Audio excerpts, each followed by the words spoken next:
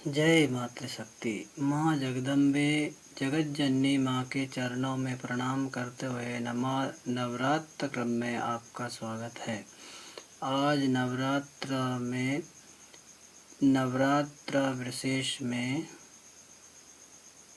प्रथम दिन माँ शैलपुत्री का दिन है। इसी संदर्भ में देवी भागवत पुराण में एक कथा आती है जिसमें भगवान श्री राम जी ने देवी स्तुति की। आइए जानते हैं नवरात्र विशेष में। नवरात्र में देवी पूजा भगवान श्री राम जी ने कैसे प्रारंभ की। व्यास जी कहते हैं, प्राचीन समय की बात है। श्री राम राजा दशरथ व्यास जी कहते हैं, प्राचीन समय की बात है। श्रीमान राजा दशरथ अयोध्या में राज करते थे। उनके 4 पुत्र हैं, राम, लक्ष्मण, भरत और शत्रुघ्न। इनके कारण राजा के सुख की वृद्धि हो रही थी। तभी राज ऋषि विश्वामित्र आए। यज्ञ की रक्षा करने के लिए कुमार श्री राम को उन्होंने महाराज दशरथ से मांगा। तब भगवान श्री राम की अवस्था केवल 16 वर्ष की थी। लक्ष्मण सहित श्री राम मुनि के साथ चले गए। उन्होंने रास्ते में ही भयंकर रूप वाली ताड़का नामक राक्षसी को मारा।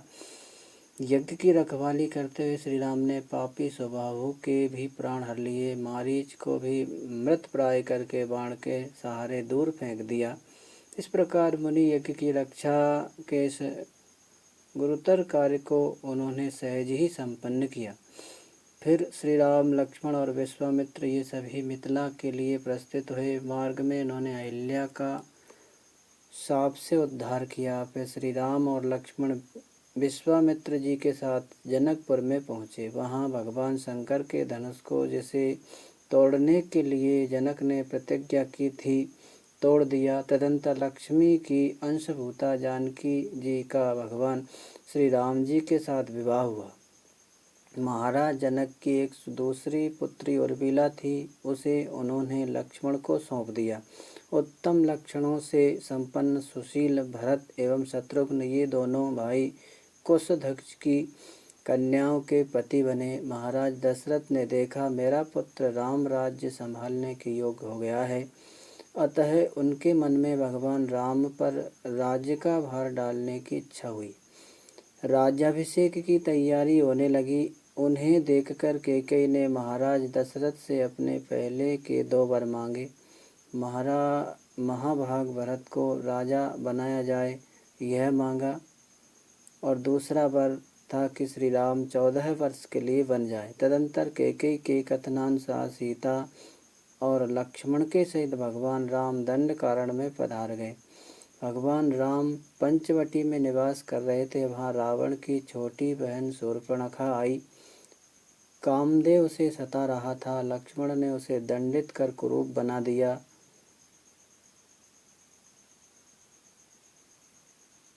राक्षसी शूर्पणखा को देखकर खरदूषण आदि दैत्यों ने अमित तेजस्वी भगवान राम के साथ घोर संग्राम किया। सत्य पराक्रमी श्री राम के हाथ उन्हें प्राणों से हाथ धोना पड़ा। शूर्पणखा बड़ी दुष्टा थी। वह लंका गई और राम के द्वारा खरदूषण के मारे जाने का समाचार उसने अपने भाई रावण के पास पहुंचकर रावण को सुनाया। रावण भी बड़ा दुष्ट था।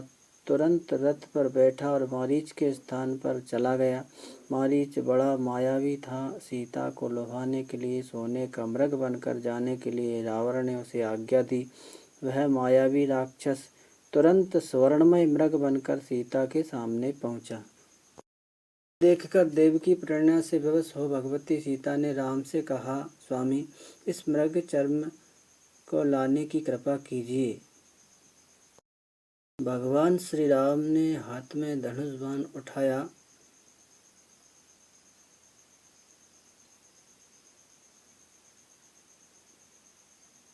और वहां लक्ष्मण को रहने की आज्ञा देकर उस मृग के पीछे चल पड़े। भगवान राम को देखकर वह कभी प्रकट होता और कभी अदृश्य हो जाता था। अब वह मृग एक ही हाथ की दूसरी पर रह गया है। यह मानकर भगवान राम ने धनुष पर तीक्ष्ण बाण चढ़ाया और उस मायामय मृग को मार डाला। मरते हुए मायावी नीच मृग अत्यंत दुख के साथ बलपूर्वक बड़े जोर से चिल्लाया, हे लक्ष्मण,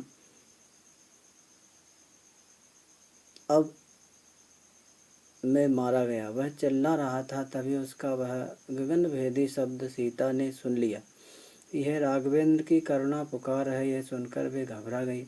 उन्होंने अपने देवर लक्ष्मण से कहा, लक्ष्मण तुम अभी जाओ, देखो तुम्हारे भाई रघुनंदन संकट में है, तुम्हें वे बुला रहे हैं, शीघ्र उनकी सहायता में जाओ। तब लक्ष्मण ने भगवती सीता से कहा, माता जनक नंदिनी, आप धैर्य रखिए। मेरी समझ में भगवान राम को मारने में समर्थ पृथ्वी पर कोई भी नहीं है, अतः तुम्हें यहाँ अकेली छोड़कर राघवेंद्र की आज्ञा का उल्लंघन करके मैं नहीं जाऊँगा। व्यास जी कहते हैं, उस समय सीता की आंखों में आंसू गिर रहे थे। यद्यपि उनका स्वभाव बड़ा ही सौम्य था, फिर भी लीलावश सदाचारी लक्ष्मण के प्रति भी कुछ कठोर वचन कही गई। भगवती जानकी का कथन सुनकर लक्ष्मण का मन क्षुब्ध हो गया।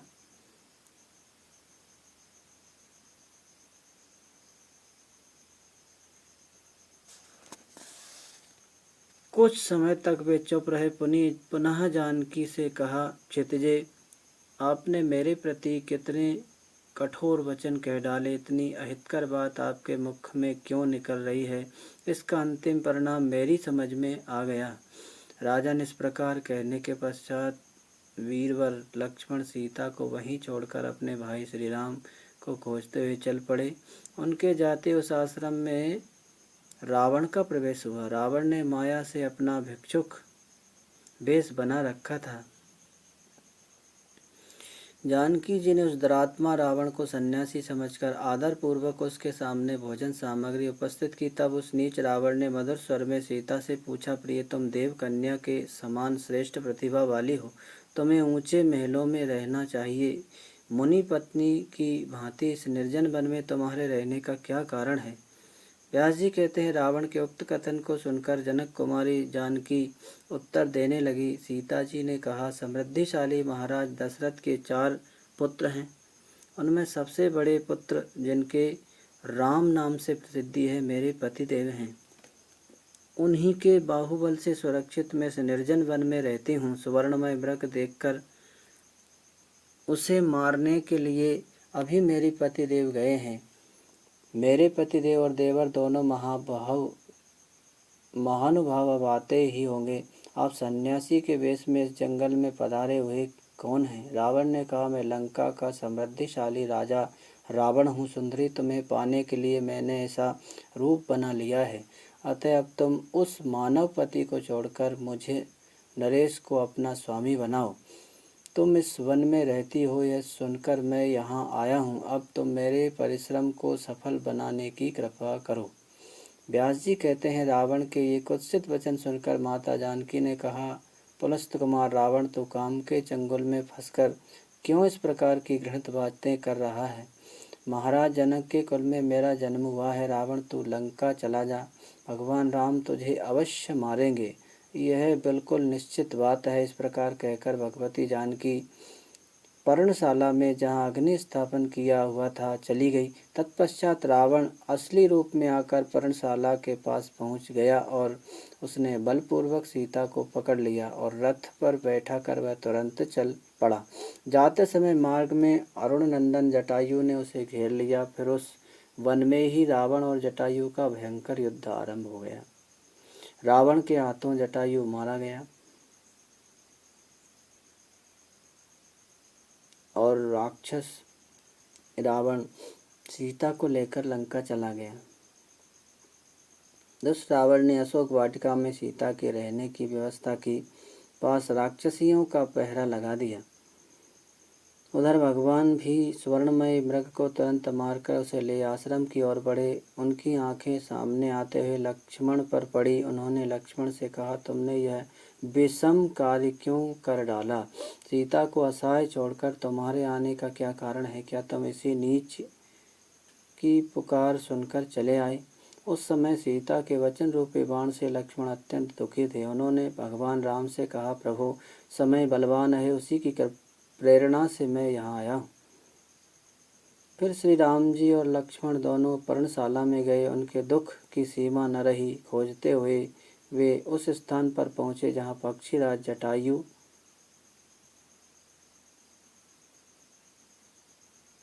पड़े थे।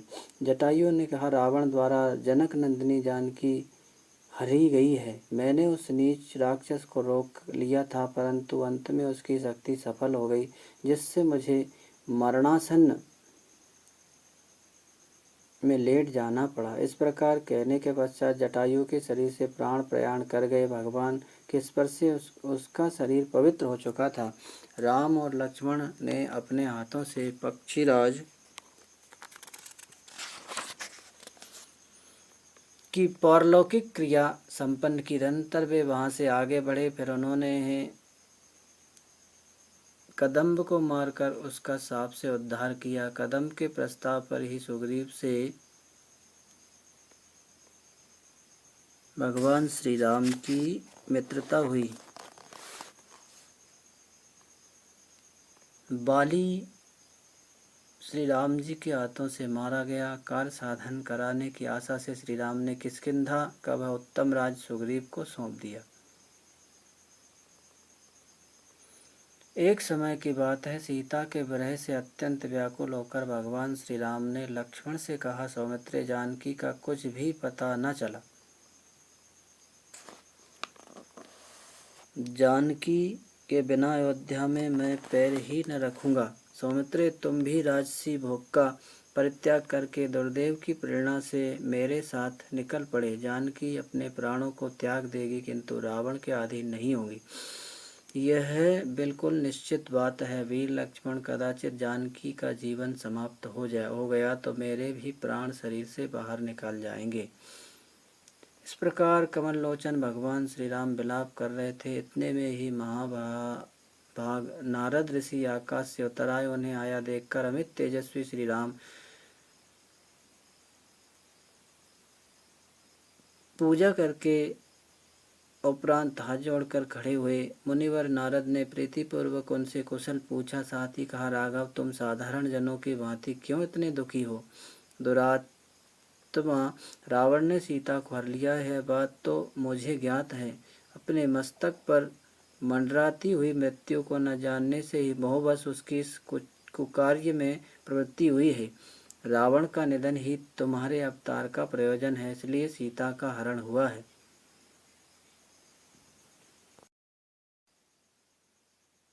नारद जी बोले, हे राघव, अब मैं रावण वध का उपाय बताता हूँ। इस आश्विन महीने में तुम श्रद्धा पूर्वक नवरात्र का अनुष्ठान करने में लग जाओ। राम नवरात्र में उपवास, भगवान का आराधन तथा सविधि जप और होम संपूर्ण सिद्धियों का दान करने वाले हैं। हे रघुनंदन, ब्रह्मा प्रवृत्ति संपूर्ण प्राणियों की निमित्त कारण वे ही हैं। इनमें जो मंगलमय शक्ति भाषित होती है, वही ये देवी है। ब्रह्मा आदि महानुभावों ने गुण और कर्म के भेद से इन देवी को अनंत नाम बतलाए हैं, वैसे ही कल्पना भी की है।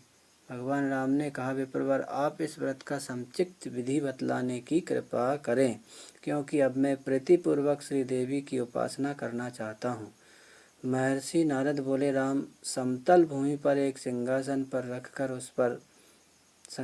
रखकर उस पर भगवती जगदम्बा को विराजमान करो और 9 रात तक उपवास करते हुए उनकी आराधना करो।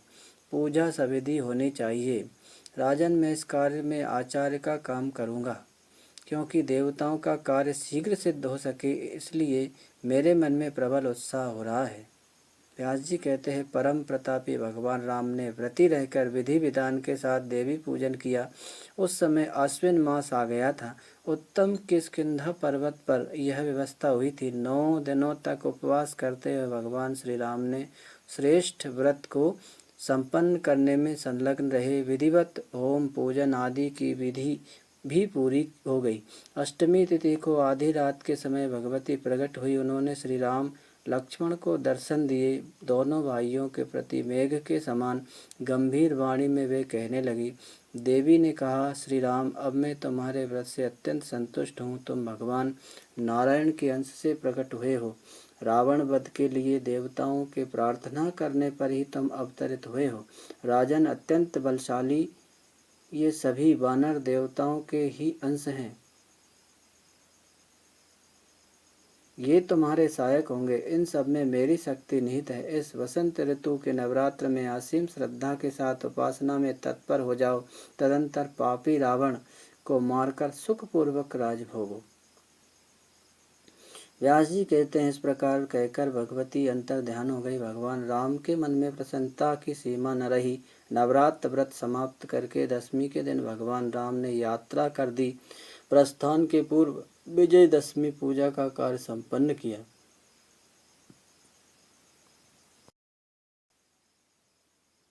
जानकी वल्लभ भगवान श्री राम की कीर्ति जगत प्रसिद्ध है। वे पूर्ण काम है। उन्होंने समुद्र में पुल बांधने की व्यवस्था करके देव शत्रु रावण का वध किया। जो मनुष्य भक्ति पूर्वक देवी के इस उत्तम चरित्र का श्रवण करता है, उसे प्रचुर भोग भोगने के पश्चात परम पद प्राप्त होता है। जय श्री राम। आज प्रथम दिन शैलपुत्री माँ का है। हिमालय राज तनया शैलपुत्री कोटि चंद्र प्रभासम है। वृषारूढ़ है। अर्धचंद्रा से बद्ध केसी, हाथों में त्रिशूल एवं वर मुद्रा धारण करने वाली हैं। आप ही बाला, त्रिपुर सुंदरी व कन्या कुमारी हैं। भगवती से प्रार्थना करें। वंदे वांछित लाभाय चंद्रार्ध कृत शेखराम वृषारूढ़ाम शूलधराम शैलपुत्रीम यशस्विनीम।